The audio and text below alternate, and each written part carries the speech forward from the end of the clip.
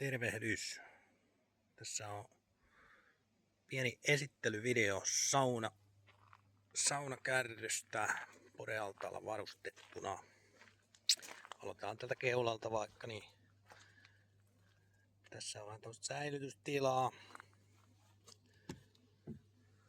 Jääkaappi, se on tärkeä tämmöisissä vehkeissä. Sähkökaappi löytyy tuolta. Karavaanipistoke, siitä tulee kaikki sähkö koko systeemiin. Siellä on pyöräkiilaa ja muuta. Mitä kukin tarvii sitten tämmöisessä. Sitten on säätöjalat. Joka nurkassa 4 kappaletta, saa sitten hieno säätää tuolla pultilla tuolta. Ja seinäpiippu. Palahuopakatot. Vanhaa pyöräpaali ajossa ollut tää alusta joskus. Sitä on siitä sitten muokattu. Metallirunkoinen alusta.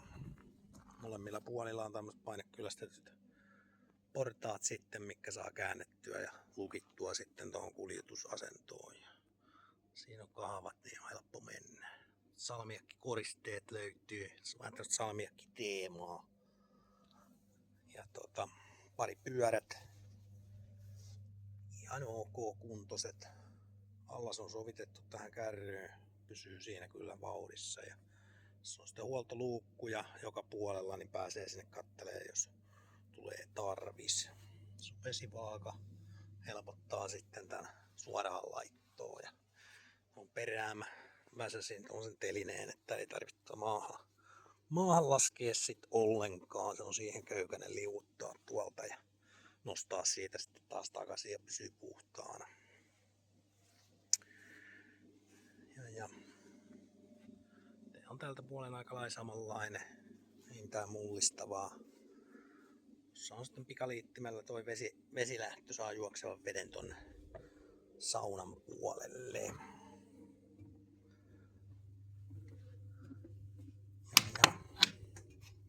saunassa on sitten tän näköistä valoja.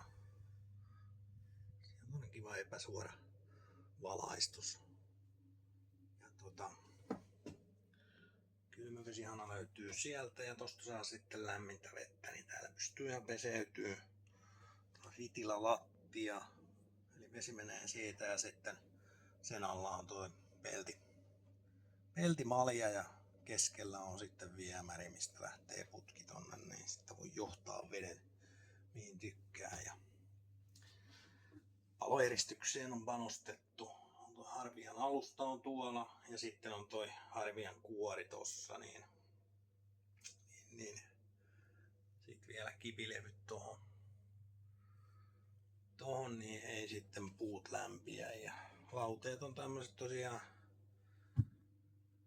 ei ehkä ihan perinteiset ja ruudut on hiukan tommoset savusävytteiset, niin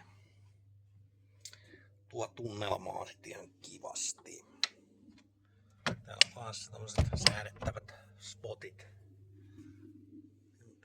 Täältä löytyy sitten lipan alta. Ja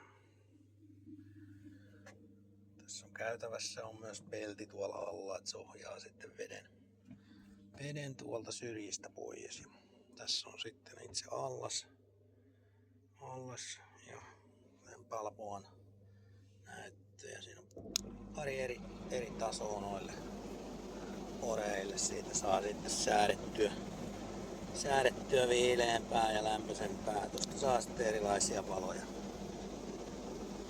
valoja sinne. Niin täällä on näitä säätönappeja, mistä saa sitten poreita säädettyä sinne mihin haluaa. Tuolta on pieni suihkulähde ja mukitelineet siinä, niin jos jano yllättää, niin apu on lähellä. Niin semmonen systeemi. Kiitos.